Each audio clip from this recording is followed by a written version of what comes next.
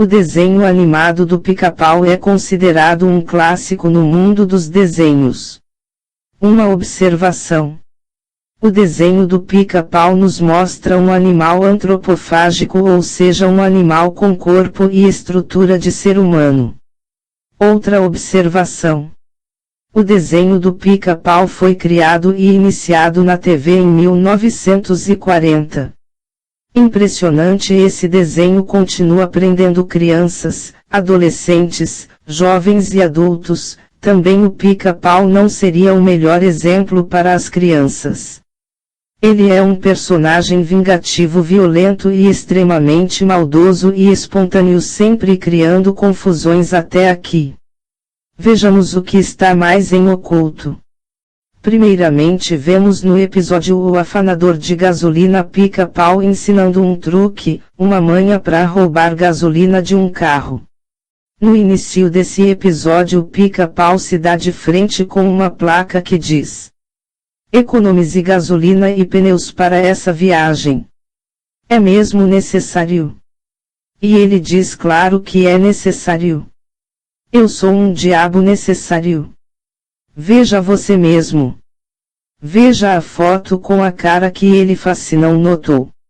Olhe também outro episódio chamado Pica-Pau, seu melhor duende. Se você ainda não se convenceu, veja esse episódio, ele é claro. Nesse episódio o Pica-Pau estava endividado como vê. Mas porém aparece para ele um duende. Veja só. Esse duende curioso, quando aparece, começa a rodar em frente ao Pica-Pau. Veja só a mãozinha dele que pegamos. Está aí o Pica-Pau com seus sinais satânicos. Pica-Pau, não ficando satisfeito com os 2 primeiros desejos, fez o terceiro, e último desejo, que seria o seguinte. Veja. O duende Pica-Pau era sim um demônio, pois quem estava esperando ele lá embaixo era o próprio diabo, que era também o próprio Pica-Pau. Bom, queridos, ficou aí provado que Pica-Pau não é um desenho inocente, e com certeza se eu tivesse procurado mais haveria mais coisas para mostrar para vocês. Leiam a Bíblia, jejuem, orem, busquem a Deus e muito melhor. Queridos, espero que não busquem mais esse desenho, pois vocês já viram coisas que não convém a crentes assistirem. Neste desenho, o Chaves é um personagem que mostra total desrespeito a todos os moradores da vila onde mora. Ele demonstra total insensibilidade com a questão do trato com os mais velhos, mostra um temperamento agressivo com seus amigos. Como se não bastasse, os demais personagens também têm comportamentos distorcidos. Um tenta se esconder de seu credor, outra se apaixona por um professor, porém, ambos não assumem um relacionamento verdadeiro. Foi lançado um episódio no desenho do Chaves que tem por título Cachorrinho Satanás. Incrível, mas este é o título de um desenho infantil. Neste episódio vemos por diversas vezes a conhecida bruxa do 71 chamando alto e em bom tom: Satanás. Onde está você, Satanás? Venha aqui, Satanás. Logo depois, começam a surgir várias imagens, tais como o seu Madruga como diabo, a bruxa do 71 evocando Satanás, etc. Fruto deste desenho, ocorreu o seguinte. Certa vez, uma menina de 5 anos, filha de um casal evangélico, chegou ao seu pai e disse: Papai, Satanás é bonzinho, né? O pai, ao ouvir isto de sua filha, a repreendeu e a orientou sobre quem ela estava falando. A menina começou a chorar dizendo que Satanás era realmente bonzinho. O pai, intrigado, foi procurar entre seus brinquedos alguma coisa que tivesse ligação com o que sua filha lhe falara. Finalmente encontrou, era um DVD do Chaves que tinha este episódio. Nele a bruxa do 71 possui um cachorrinho, realmente bonzinho, no desenho, cujo nome era Satanás. Este cachorrinho se perde e ela, a bruxa, passa a procurá-lo, chamando pelo seu nome. Veja você, amado visitante, o que este tipo de mensagem consegue alcançar. O fato ocorreu em março de 2009, segundo informações a menina foi proibida de assistir o seriado novamente e depois de um tempo entendeu o ocorrido. Mensagens subliminares nos Simpson. Nesta imagem temos o homem que faz o mesmo símbolo que esta representação ao lado. O nome desse ser é Baphomet, e ela é cultuada pelos Illuminatis como uma deusa. Temos nessa imagem a Lisa fazendo sinal satânico com as mãos. Nas duas imagens podemos ver a pirâmide com o olho que tudo vê, que é o olho de Satanás. Aqui, o número dos uniformes dos jogadores formam o 666, que é o número da besta. Em Apocalipse capítulo 13 versículo 16 ao 18 nós temos, e faz que a todos, pequenos e grandes, ricos e pobres, livres e servos, lhes seja posto um sinal na sua mão direita, ou nas suas testas, para que ninguém possa comprar ou vender, senão aquele que tiver o sinal, ou o nome da besta, ou o número do seu nome. Aqui há sabedoria. Aquele que tem entendimento, calcule o número da besta, porque é o número de um homem, e seu número é 666. E nesta imagem temos a pior de todas. Vocês lembram do ataque das Torres Gêmeas em 11 de setembro? Como um episódio que foi ao ar em 1993 poderia saber do que ocorreria. Marge beija na boca outra mulher e Homer parece não se importar tendo um ar de prazer no que está a ver. Casamento gay. O presidente de Springfield, cidade onde ocorre a série, está promovendo a cidade como destino para casais homossexuais. Este desenho animado é visto por milhões de pessoas, incluindo crianças, influenciando os mesmos a tais actos mesmo estando fora do matrimônio. Bart a andar de skate nu, pelo meio da rua, à frente da multidão. Enquanto os vizinhos dos Simpsons estão tomando uma refeição com seus filhos, Bart Simpson bate contra o vidro nu no mesmo momento em que as crianças estão a pedir graças pela comida. E a imagem leva a crer que a batata frita na mão do vizinho está a se fazer do órgão genital do Bart. Homer, homem casado, nesta imagem encontra-se num bar a beber e a se meter com outra mulher. Homer, depois de estar numa cama com outra mulher que não é sua mulher, fica com um ar arrependido do que fez. Nesta imagem, Bart Simpson assiste a um ato de bullying e em vez de ajudar não juntou-se à violência. Homer a estrangular o próprio filho. Até a mais nova da família já é virada para a violência.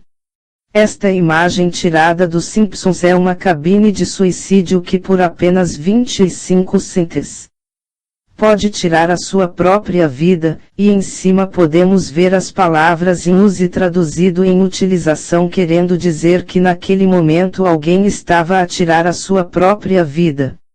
Na primeira imagem tem o padre da igreja de Springfield a dizer: "Podes salvar mais almas com patins." Querendo dizer que é mais fácil de salvar almas com patins do que a própria Bíblia. E na segunda imagem ele levanta a Bíblia e ao mesmo tempo faz cara de indiferença e de repúdio. Na primeira imagem durante a oração a mãe diz: "Querida, estou preocupada com a tua alma." E na segunda imagem a filha diz à mãe: "Eu creio em Deus, mas deve haver outro caminho até ele ou ela." Os Simpsons, que são adúlteros, mentirosos, sexualmente perversos, violentos e muito mais, só pode ser blasfêmia representarem este acontecimento tão importante do nascimento do nosso Salvador Jesus Cristo.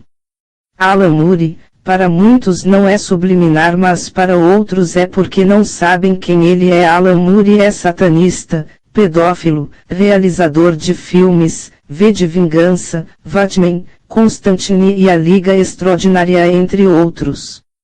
Na primeira imagem temos Alan Moore num episódio dos Simpsons lendo um livrinho de crianças, sendo ele na realidade um pedófilo. Tenham cuidado. Vejam o realizador dos filmes antes de os ver. Os filmes dele estão repletos de ocultismo e satanismo. Não deixe que seus filhos assistam, e não assistam um desenho como esse, que quer formar homossexuais pedófilos, adúlteros retardados mentais. Mensagem subliminar. Desenho A Vaca e o Frango. Trata-se de uma vaca e um frango, filhos que possuem pais normais. Estes pais têm como objetivo apoiá-los mesmo quando os seus atos são errados. O que impressiona é que seus pais nunca aparecem totalmente, estão sempre da cabeça para baixo, e quem toma conta dos garotos, a vaca e o frango, é um demônio, literalmente. De vez em quando ele leva os dois para o inferno e é ele que dá dicas e opiniões para a vida de cada um. Se percebemos a mensagem subliminar que este desenho traz é que os pais não são capazes de criar os seus filhos e eles são ensinados pelo mundo ou pelo príncipe deste mundo, que se trata do próprio diabo. Analise o que a sociedade chama de frango um menino e de vaca a menina. Entendo que o fato dos pais serem apresentados de ponta cabeça se deve ao entendimento de que o que falam sempre deve ser seguido de forma contrária. Mensagem subliminar do desenho South Park. Coisas como, Beelzebub está perdidamente apaixonado por Saddam Hussein, ou, ainda, outra situação, um grupo de crianças canta uma balada para Satã, o mal-amado.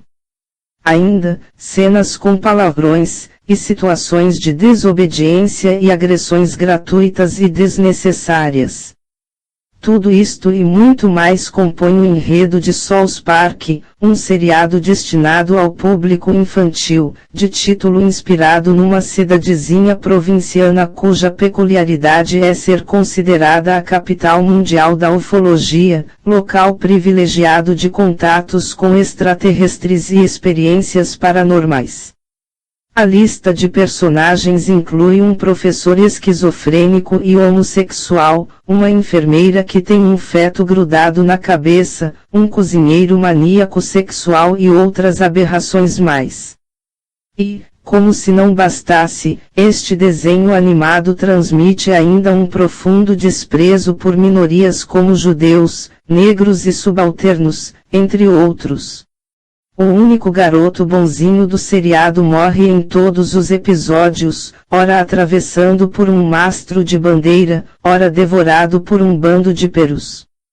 Programas como South Park visam exclusivamente a decadência moral de crianças, jovens e adolescentes, pois sem dúvida alguma eles muito mais destroem do que constroem. Mensagem subliminar do desenho Garfield.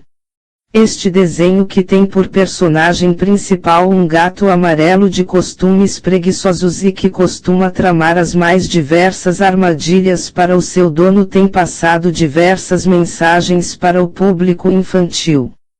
As crianças que se identificam com este gato acabam por se tornarem acomodadas e sem iniciativa para as obrigações. Este comportamento, na maioria das vezes, se consolida nestas crianças, tomando grandes proporções na idade adulta. Em um certo episódio chamado The Lasagna Zone, o gato Garfield é perseguido por 3 jogadores de futebol americano que se deslocam lado a lado. O uniforme dos 3 jogadores são iguais, e cada um tem estampado na parte da frente da camisa o número 6. Como estão lado a lado, o número formado é 666. Mais uma vez estamos frente a este número que representa a besta na Bíblia. Mensagem subliminar no desenho A Turma da Mônica. Em um recorte de revista, foi exibido um quadro que visava despertar a sensualidade infantil. Observe nesta página, o último quadro. Observe que o lugar onde Horácio passou a noite foi exatamente em um dos seios da mulher que se encontra deitada. Esta mulher é formada pela cadeia de montanhas que existe ao fundo. Lembrem-se que este tipo de revista é lido pelo público infantil, cuja idade gira em torno de 11 e 12 anos. Em outra revista, foi ensinado às crianças como se deve proceder para fazer uma evocação satânica e realizar um pacto com o diabo. A propósito, o título era Pacto com o Diabo 1, significando que teriam os pactos 2, 3, etc. Em mais outra, vemos a Mônica e Cebolinha assistindo a uma evocação ao deus das moscas. Vale lembrar que o deus das moscas é o próprio Beelzebub ou Baal-zebub. Vejam e tirem suas próprias conclusões. Observe aos pés de Magali. Está escrito? Nesta edição. Reencarnação. Agora sim, podemos entender que Magali resgatou aquele menino, sendo que ele foi reencarnado. Logo, o endereço eletrônico cujo nome é Rádio Resgate, significa que pode-se resgatar alguém já morto. Observe como o ocultismo está sendo inserido nas mentes das crianças. Estão claros a presença dos princípios espíritas nesta revista. E como se não bastasse, observe os objetos que estão um de cada lado da Magali. São duas estrelas de 5 pontas invertidas. Para os que não conhecem, a estrela de 5 pontas, ou pentagrama, invertido, ou seja, com uma ponta para baixo e duas para cima, no satanismo, representa o trono de Satanás estabelecido na Terra. Ainda, a imagem de Satanás, representada por um bode, é desenhada, tomando-se por base, as 5 pontas do pentagrama. Observe a figura ao lado. Mensagem subliminar no desenho Branca de Neve e os 7 Anões. Este desenho, um dos primeiros a ser lançado pela Disney, é um clássico que todos conhecem, seja de qual idade for, marcou a infância de muitas pessoas e muitas delas dormirão ouvindo seus pais contando estas histórias. Porém, naquela época, os pais não tinham os recursos que hoje existem para que se possa observar as imagens do desenho. Aqui você tem a oportunidade de ver as imagens que se formam no espelho da bruxa quando ela faz a evocação ao espírito do espelho, para que ele venha das trevas para satisfazer os desejos. Observe as figuras que surgem entre as fumaças e entre as chamas. Existe um momento que a bruxa, por inveja, ordena que um caçador mate Branca de Neve. Quando este vai cumprir a ordem e encontra Branca de Neve, ela procurando se defender, cruza os braços sobre o rosto, fazendo com as mãos aquele sinal satânico. Mensagem subliminar no desenho Dragon Ball Z. Neste desenho podemos ver um show de mensagens subliminares. Elas são tantas que pode-se chegar a suspeitar que todos os produtores destes desenhos são satanistas. Algumas mensagens são muito sutis, mas outras são bem transparentes. Em mensagem tão bem elaborada que deixa bem claro o grau de conhecimento que os produtores do desenho têm da Bíblia. Veremos abaixo alguns exemplos. Em certo episódio, é ensinado às crianças como cometerem suicídio. Após vários personagens passarem uma arma de mão em mão, numa brincadeira conhecida por roleta russa, quando a arma é municiada com um cartucho e cada um dos componentes dispara contra a própria cabeça, até que a arma dispare contra o azarado. É uma prática comum entre criminosos. Em outro desenho do Dragon Ball Z, aparece um personagem, herói da série, e muito aclamado, tanto pelos personagens quanto pelas crianças que assistem o desenho, cujo nome é Mr. Satan. No desenho, ele é respeitado por uma força que não possui, mas mostra ter através de mentiras e simulações. Na realidade, fica claro nos desenhos que ele é covarde, mas mesmo assim todos o adoram. Por diversas vezes seus admiradores ficam gritando bem alto Satan, Satan, Satan, o que também é repetido pelas crianças em casa. Este personagem possui um veículo, e na lataria aparece o número 666 visivelmente. Mensagem subliminar no desenho Sailor Moon. Traduzido como Graciosa Guerreira Marinheira da Lua ou Linda Guerreira, Sailor Moon é conhecido como Navegante da Lua. Em Tóquio, a personagem principal é uma garota chorona e comilona. Certo dia, no caminho para a escola, ela encontra um grupo de garotos batendo em uma menina de lua. Ela salva a menina que, para sua surpresa, conta-lhe que há muito tempo, havia na Lua um reino próspero conhecido como Milênio de Prata onde viviam a princesa Serenity e suas defensoras, chamadas Sailor Scouts. Esta princesa apaixonou-se pelo príncipe da terra, Endymion, e então seus problemas começaram, pois uma rainha era loucamente apaixonada por ele. Tomada pela energia negativa, Beryl invadiu a Lua e acabou derrotando todas as Scouts e a Rainha da Lua, que antes de morrer, enviou seus guerreiros, Luna e Artemis, para a Terra em busca de suas reencarnações. Luna encontrou Usagi, que é a reencarnação de uma das guerreiras do Reino Lunar, e lhe deu um cristal mágico, chamado Cristal de Prata, com o qual ela pode se transformar em Sailor Moon ou dizer as palavras certas. Em um certo episódio, uma personagem é atacada por uma mulher que se transforma em uma bruxa e diz: "Eu sou a mãe de Satã." Esta menina, para se defender, contra-ataca fazendo vários sinais satânicos com as mãos. Os mesmos sinais que foram feitos pelo duende no desenho do Pica-Pau. Mensagem subliminar sobre o Bob Esponja. Bom, se tratando do Bob Esponja, não posso deixar de falar que esse trem aí é um dos piores propagadores da homossexualidade que eu já vi. Sim, como eu falei, você não percebe, mas sim, esse desenho Bob Esponja está repleto de ocultismo em seus episódios. Veja uma foto de episódio de Bob Esponja propagando o homossexualismo às crianças. Então preparem, aí tem mais Bob Esponja em um episódio chamado O Clube da Boa Vizinhança. Faz o seguinte sinal.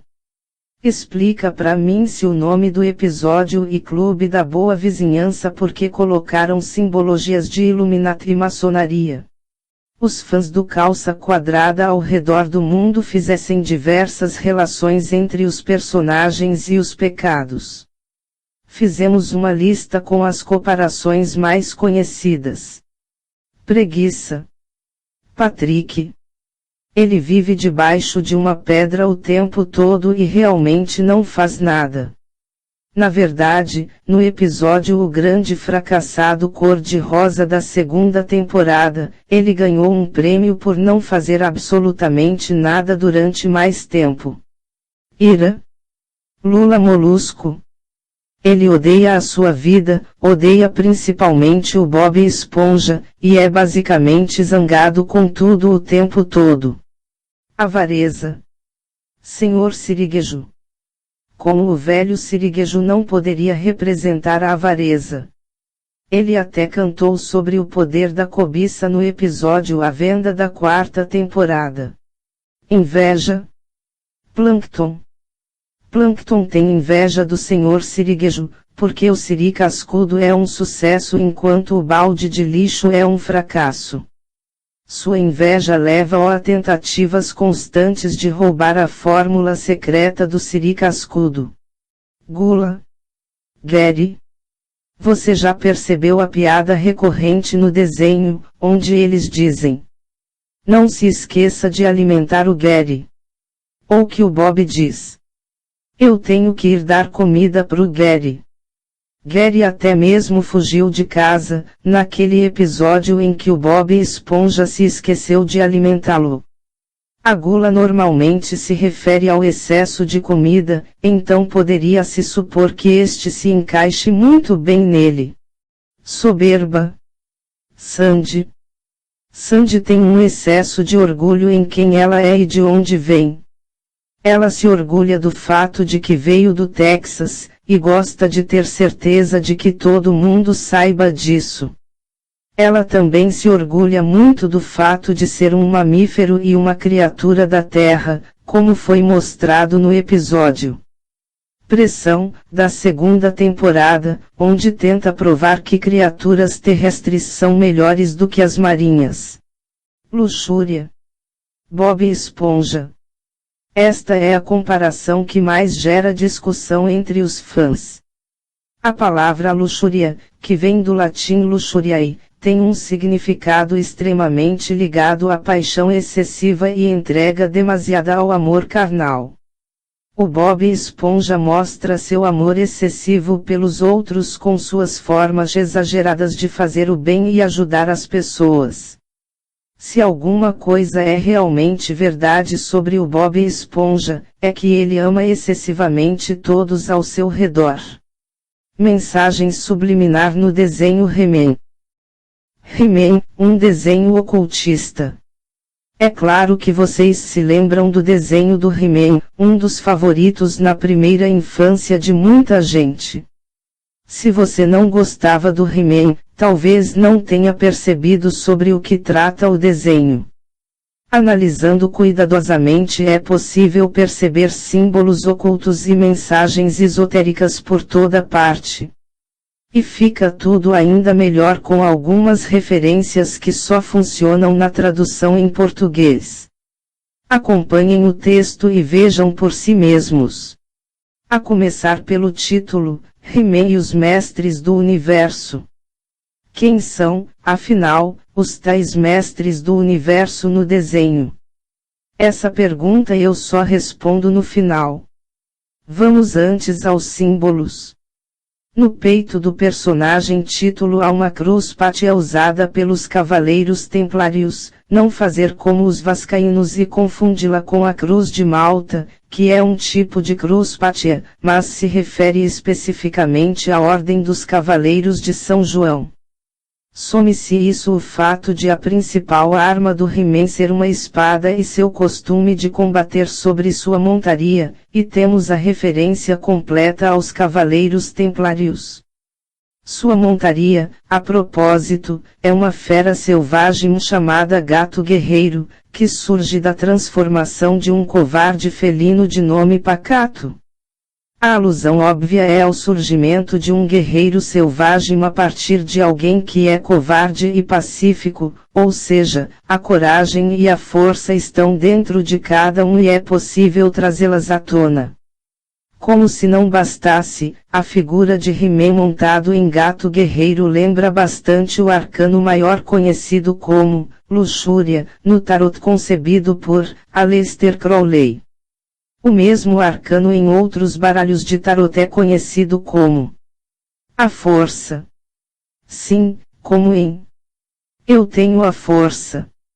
O alter ego do He-Man é o príncipe Adam, Adão, em português, em referência ao primeiro homem, criado por Deus, ícone da perfeição humana no paradisíaco Éden. Seus pais, rei e rainha de Eternia, o planeta onde vive, cujo nome obviamente aponta para a eternidade, quando estão sentados em seus respectivos tronos lembram outros arcanos do tarot, conhecidos como Imperador e Imperatriz. A base do He-Man é o Castelo de Grayskull, Caveira Cinza em português, que na verdade é uma gruta cavernosa, como aquelas presentes em toda a jornada do herói, na qual os candidatos a heróis precisam entrar para enfrentar seus medos e descobrir a verdadeira sabedoria. A guardiã desse castelo-caverna é a feiticeira que tem a incrível habilidade de se transformar em águia, um animal que simboliza nobreza, sabedoria e evolução espiritual. O arqui-inimigo do He-Man se chama Esqueleto, que é uma caveira de capuz. Apesar do corpo bombado, é claro que a caveira de capuz remete à figura da morte, que tem como braço direito uma mulher maligna, uma versão do mal da feiticeira, e seus asseclas são criaturas meio animais, meio humanoides, como o homem-fera ou o aquático, que personificam os impulsos primitivos do homem, que não permitem que ele se desenvolva, ou então são criaturas meio robóticas, como o mandíbula, representando a tecnologia como inimiga do homem, por distanciá-lo de sua essência.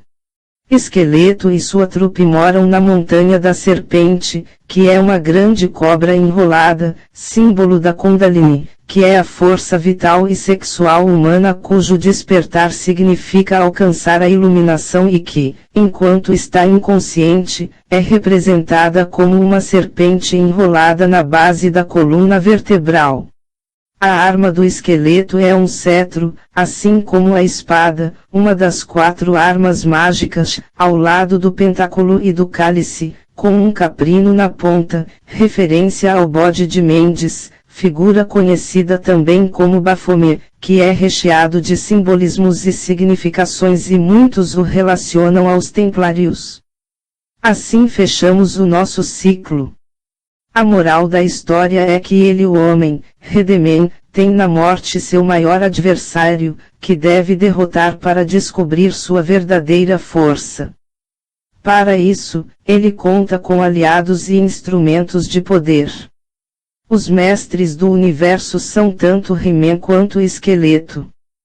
Pois, para o ocultismo e seus mistérios, dos quais os templários eram adeptos, segundo consta, a história do universo é a história do desenvolvimento do homem e sua luta para compreender a morte. No final do desenho, He-Man e Esqueleto deveriam se tornar amigos, pois o homem iluminado conquista a morte, compreendendo-a e fazendo dela sua aliada. Divulgação satânica no desenho Cavaleiros do Zodíaco. Este desenho é o mais transparente na sua divulgação satânica. No último episódio da série, o próprio Lúcifer luta contra os Cavaleiros do Zodíaco. Existe um momento do desenho em que há um diálogo entre uma grande estátua feminina e Lúcifer. O diálogo é o seguinte: Estátua. Lúcifer, filho da luz, porque fez com que o expulsasse do céu. Agora você é o filho da escuridão e tem poder para destruir todos os povos. Um filho de Deus que o traiu. Lúcifer. Eu jurei, construirei meu palácio sobre a estrela de Deus. Colocarei meu trono sobre a montanha sagrada que está no fim do norte. Subirei até a nuvem mais alta, então eu serei o rei dos reis. Após dizer isto, a estátua chora, como que lamentando a queda de Lúcifer. E então Lúcifer aponta para a estátua e dispara um raio contra a sua cabeça que cai. No lugar da cabeça surge uma estrela. Talvez a estrela que Lúcifer mencionou na sua promessa, a estrela de Deus. Vejam, amigos, o que foi proferido no diálogo entre a estátua e Lúcifer, é exatamente o que está escrito em Isaías capítulo 14 versículo 13 e 14, tu dizias no teu coração: eu subirei ao céu, acima das estrelas de Deus exaltarei o meu trono e no monte da congregação me assentarei, nas extremidades do norte, subirei acima das mais altas nuvens e serei semelhante ao Altíssimo. Para os que não sabem, foram estas as palavras proferidas por Lúcifer quando deu início à sua amarga rebelião contra o Criador, o que resultou em sua condenação eterna ao lago do fogo. Compare a passagem bíblica com o diálogo e veja que, ao fazerem o desenho, preocuparam-se em ser fiéis à Bíblia, para que não houvesse dúvidas sobre a identidade do personagem. Mensagem oculta no desenho: uma cilada para Roger Rabbit. Aqui, pode-se ver um grande apelo ao sensualismo. Existe uma personagem do sexo feminino, que possui contornos muito chamativos, usando um vestido muito decotado. Em certo momento, esta personagem cai de um caminhão em movimento. Neste momento, seu vestido sobe e deixa à mostra seu corpo, e mostra também que ela não estava usando roupas íntimas. Este fato foi muito comentado à época do lançamento deste desenho, fazendo com que a Disney reeditasse este desenho, retirando as partes onde surgem estas imagens. Mais uma vez podemos ver que os desenhos Disney exageram nas curvas acentuadas das personagens femininas, despertando precocemente nas crianças o interesse pela sensualidade. Mensagem subliminar no filme Bernardo e Bianca. As mensagens subliminares nos filmes da Disney são de bastante repercussão. Nessa mensagem subliminar aparece no filme de Bernardo e Bianca um quadro com uma mulher nua ao fundo da imagem. Essa foi a primeira vez que a Disney assumiu haver mensagens subliminares nos seus filmes, até mesmo divulgado na Folha de São Paulo, onde pelo acaso do aparecimento da cena sobrenatural no filme a Disney teve um enorme prejuízo. Pelo fato de haver mensagem subliminar nesse filme da Disney, ela teve que recolher vários exemplares. Mensagem subliminar no filme A Pequena Sereia. Conta a história de Ariel, uma sereia filha de Netuno, rei dos mares, que se apaixona por um príncipe humano. Na capa do vídeo existe uma imagem subliminar, ou seja, a imagem da coluna do palácio em segundo plano. Na realidade é um órgão sexual masculino, sim, um pênis. Observe o órgão sexual masculino exposto na mensagem. Veja mais uma vez em detalhes o órgão sexual masculino que o filme transmite. O padre que celebra o casamento no filme fica excitado e nota-se o seu órgão sexual a mexer. Mensagem subliminar no filme O Rei Leão. A revista Time disse que é o vídeo mais sujo, mais perverso e carregado de satanismo e violência que a Disney jamais produziu. John Smith, já falecido vítima de SIDA, era homossexual e foi quem criou Scar, o leão afeminado, que no filme anda a rebolar. A música cantada por Scar é de Shirley M. Celani, uma das maiores divulgadoras da nova era, que diz: "Viva a nova era, a velha já era." O babuíno feiticeiro Rafiki diz para o leãozinho que as estrelas vão guiá-lo. Alusão clara à astrologia. Ele diz também que este não se sinta mal por ter matado alguém. O leão pai, já morto, fala das nuvens com o filho, uma alusão clara à reencarnação. Mensagem subliminar encontrada no filme Rei Leão, na cena em que o personagem cai sobre as flores e levanta uma nuvem de poeira. É perceptível a palavra sexo em português. Se você não viu, veja agora com clareza a palavra sex. Exibida no filme. Neste pôster do filme o focinho do Rei Leão forma uma mulher seminua de costas. Mensagem subliminar no filme Cinderela, a Gata Borralheira. História adaptada da obra original de Charles Perrault do século XVII. Conta a história de uma jovem pobre que sonha com um príncipe encantado para libertá-la da maldição da madrasta. O nome do gato é Lúcifer. Cinderela abre a porta do quarto, a luz entra e bate nos olhos do gato que acabara de acordar, e chama: "Lúcifer, venha aqui." Logo após esta cena, acontece um diálogo entre a Cinderela e o cachorro, Bruno, que acaba de ter um pesadelo com o gato, Lúcifer. Ela tenta convencê-lo que Lúcifer é bom, e diz: "Lúcifer tem o seu lado bom. Isto traz confusão na mente das crianças, pois quando os pais estiverem ensinando a respeito de Satanás, o filho que tem a cena gravada no seu subconsciente, diz a si mesmo, mas ele tem o seu lado bom. Em algumas cenas do filme algumas personagens fazem o símbolo satânico com os dedos. Mensagem subliminar no filme Hércules. Conta a história de Hércules, que precisa provar que é um herói a seu pai, Zeus, que de acordo com a mitologia grega, é o maior dos deuses. No filme, o demônio sai do abismo e diz, o meu nome é Hades, o senhor da morte. Uns afirmam que quando Hades pergunta aos diabretes como se mata um deus, aparece Cristo crucificado formado pelas suas mãos. Depois disso, Hades, o senhor da morte, diz, estou prestes a reorganizar o cosmos. E o único idiota que pode estragar tudo está a passear por aí. E perante isto as chamas que saem do seu corpo formam a palavra, Jesus, e depois de uma explosão forma-se uma cruz de fogo. Veja se consegue ver no meio das chamas o que aparece. O nome Jesus. Veja agora com mais clareza o nome Jesus que aparece no meio das chamas.